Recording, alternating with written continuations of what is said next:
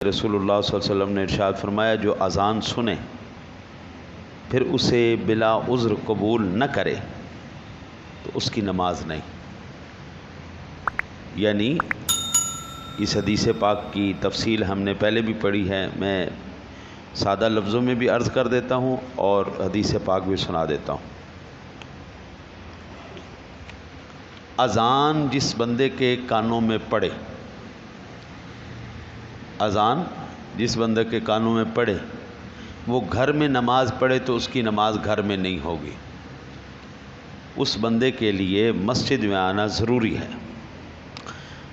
اب یہی حدیث پاک ایک اور مقام پر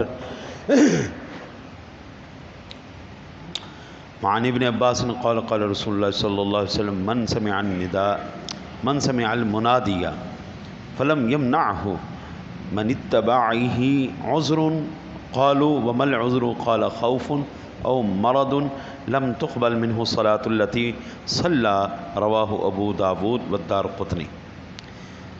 حضرت ابن عباس سے روایت ہے، فرماتے ہیں کہ رسول اللہ صلی اللہ علیہ وسلم نے ارشاد فرمایا کہ جو مؤذن کی اذان سنے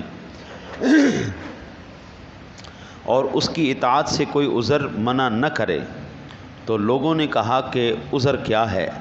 فرمایا ڈر یا بیماری، تو اس کی نماز قبول نہ ہوگی جو گھر میں پڑھے۔ یہ حدیث پاک واضح ہو گئی بات کہ جو بندہ صرف دو وجوہات ہیں، ڈر، مسجد گھر سے اتنی دور ہے کہ راستے میں جنگلی جانور پڑتے ہیں، راستے میں شیر ہے، گیدڑ ہیں، ایسی جانور ہیں جو انسان کی جان لے سکتے ہیں، اتنی خوفناک صورتحال۔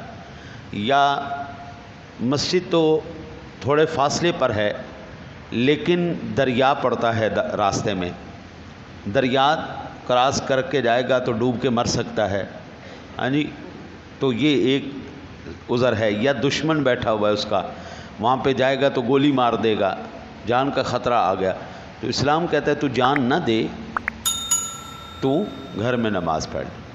دوسرا مریض، ایسا مریض جو خود سے چل ہی نہ پائے، ایسا مریض جو چل ہی نہ پائے، وہ بالکل معذور ہو جائے، اس کو لوگ کندھے دے کے باتھ روم تک لے کے جائیں، ایسی کیفیت ہو جائے تو پھر اس بات کی اجازت ہے کہ وہ گھر میں پڑھ سکتا ہے۔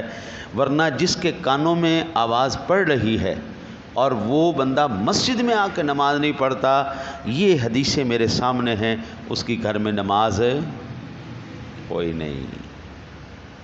ایک اور حدیث پاک برکت کے طور میں عرض کر دیتا ہوں کہ عذر کس حد تک چلا جائے، ہاں جی، وہ بھی میں آپ کو عرض کر دوں۔ اب یہ ہے جی، وقال اتى النبي صلی اللہ علیہ وسلم رجل اعمى فقال یا رسول اللہ صلی اللہ علیہ وسلم انه ليس لي قائد يقودني الى المسجد فسأل رسول اللہ صلی اللہ علیہ وسلم ان يرخص له فيصلي في بيته فرخص له فلما ولى دعاه فقال هل تسمع النداء بالصلاة قال نعم قال فأجب رواه المسلم۔ یہ مسلم شریف کی حدیث پاک ہے اور یہ روایت کرنے والے حضرت سیدنا ابو ہریرہ ہیں۔ کہتے ہیں کہ نبی اکرم صلی اللہ علیہ وسلم کی خدمت میں ایک نابینا شخص آیا، ٹھیک ہے نا، کون سا شخص آیا جی؟ نابینا شخص، اندھا شخص۔ اس نے عرض کی یا رسول اللہ صلی اللہ علیہ وسلم مجھے میرے گھر سے مسجد تک لانے والا کوئی نہیں، آپ کیا مجھے اس بات کی اجازت دیتے ہیں کہ میں اپنے گھر میں نماز پڑھ لوں؟ حضور نبی اکرم صلی اللہ علیہ وسلم نے اس کو اجازت دے دی۔ جب وہ شخص آگے گیا، تھوڑا سا پلٹا، حضور نے پھر بلایا، ادھر آؤ ذرا بات سنو۔ جی یا رسول اللہ، اذان کی آواز سنتے ہو؟ کانوں میں اذان کی آواز آتی ہے؟ جی یا رسول اللہ آتی ہے۔ فرمایا اب تمہیں گھر میں نماز پڑھنے کی اجازت نہیں ہے، تم مسجد میں آ کے نماز پڑھا کرو۔ یعنی نابینا شخص بھی ہے، اگر اس کے کانوں میں آواز جا رہی ہے تو اس بندے کے لیے ضروری ہے کہ وہ مسجد میں آ کے نماز۔ یہ مسلم شریف میرے سامنے پڑھی۔ یہ حدیث پاک بتا رہی ہے خوف ہو یا پھر مریض ہو، یہ دو چیزیں ایسی ہیں جن وجوہات کی بنا پر گھر میں نماز پڑھی جا سکتی ہے، ورنہ جتنی مرضی آپ گھروں میں نمازیں پڑھیں آپ کی نماز کوئی نہیں ہو رہی۔ میرا موقف نہیں، یہ اللہ کے رسول کا موقف۔ اب تو اتنا آسان ہو گیا قبلہ، لاہور کے اندر نا جی کوئی 5 کلومیٹر کا آپ مجھے فاصلہ نہیں بتا سکتے کہ جس میں مسجد نہ ہو۔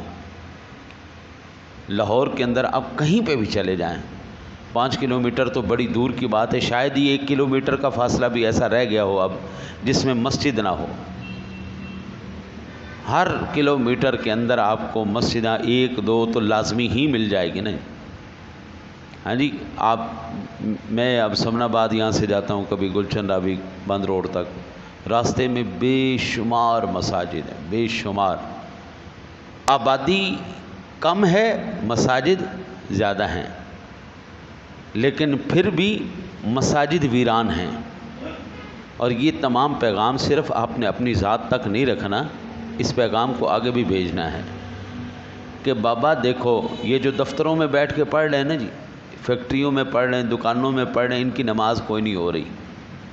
یہ دل کو تسلی دے دیں، ٹھیک ہے جی، ورک شاپ میں ہم نے مصلی بچھایا جی، ہم وہیں پہ شروع ہو گئے جی، اور دل کو تسلی دے لیں، ٹھیک ہے کہ ہم نے نماز پڑھ لی، لیکن یہ احادیث مبارکہ سے ہمیں پتہ چل رہا ہے کہ بغیر عذر کے بندے کا مسجد سے غائب رہنا یہ اللہ اور اس کے رسول کی نافرمانی ہے۔